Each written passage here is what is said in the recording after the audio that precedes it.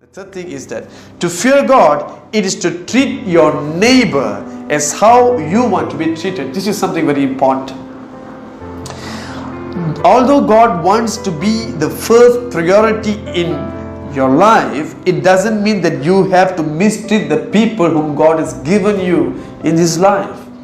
When God says, don't put your heart on the people of this world, it is not that God wants you to hate the people. You still have to love them. You need to show them the love. Hallelujah. What God is trying to say is that never place anyone above God. That is what God is trying to tell you. But here, God is telling you to fear God, it is to treat your neighbor as how you want to be treated. In the book of Luke 6:31, Jesus said this word, and just as you want men to do to you, you also do to them likewise. Treat people as how you want to be treated. Again, I'm telling you, you must treat the people around you as how you want to be treated. Hallelujah. You see, if you treat people as how you want to be treated, you will never provoke them or irritate them in any ways, because for sure you don't like to be provoked or to be irritated. Hallelujah.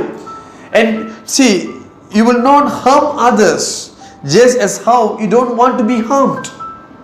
You will not cheat or betray others just as how you don't want to be cheated or betrayed by others.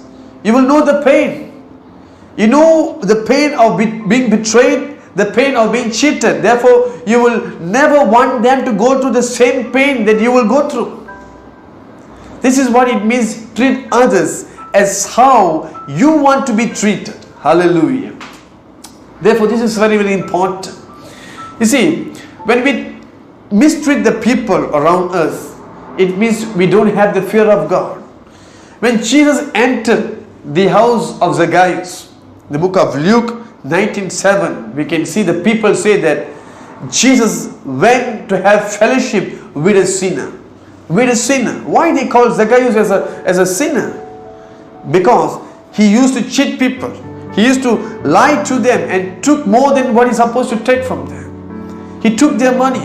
So when Jesus entered the house, there the salvation sprang up in his house. He was saved, and the fear of God came into him, and he said that from now onwards I will give back in fourfold of those who have cheated them or took them by cheating them. He realized that all this while he has been living without the fear of God, and since God himself has entered his house, now he had the fear of God. So he doesn't want to mistreat the people around him. Hallelujah. So this is the fear of God. When you have the fear of God, you will never want to mistreat the people around you. See, you will be very careful toward others regardless of their status. They look at the status. In the book of James chapter 2 verse 9, James clearly stated that there must be no favoritism among people. We can never treat the rich one kind, the poor one kind. We must treat them equally, just as how we want to be treated. So this is something you should understand. There are many people, many believers themselves are living this kind of life where they mistreat the people. They treat the poor very badly. The rich with full of respect and honor. Something which is God is watching us today. How do you treat the people around you? Some would only help based on who they are. If they're in a high status, high position, a great position, they will immediately go and help them. But if they're nobody, they will never even bother to help them. Some people, you see, if they like the person, they will help the person. If they don't like, if they dislike the person, they will never bother about that person. And some, if they can benefit something from them, they will help, or else they will ignore.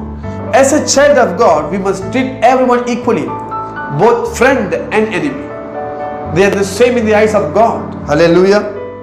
Today, you might be in the position where you can help someone. Use the opportunity to help.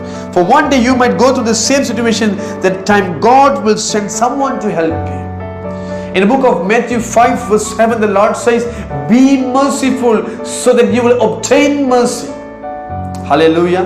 If today you show mercy to someone, one day God will make someone else to show mercy to you. So this is what you should know. It is what you sow is what you will reap one day. It could be another place, but somehow God is the one who will give the harvest to you. Hallelujah. Therefore, to fear God, it is to treat your neighbor as how you want to be treated. You'll be very careful. You'll be very, very careful when you walk with a person, when you talk to a person, when you treat a person, knowing that God is watching you the way you're treating them. Hallelujah. To forgive someone today in our life is a great challenge. As a human, everybody, we have to face this challenge. It is a hard thing to pray for the one who hurt us, who harm us in many ways. It's very hard to pray for those who cursed us. But that is what Christ is expecting from us today. In other words, God is telling you, I have forgiven you. Why not you forgive your neighbor? You need forgiveness. You wanted to be forgiven by me. Why not you forgive your neighbor? You must treat your neighbor as how you want to be treated, isn't it? Trying to do something. There could be someone who's watching this video struggling with unforgiveness. Never hesitate to forgive the person. Forgive that person. God wants you to forgive that person. Because when you forgive someone, it opens the doors of blessing.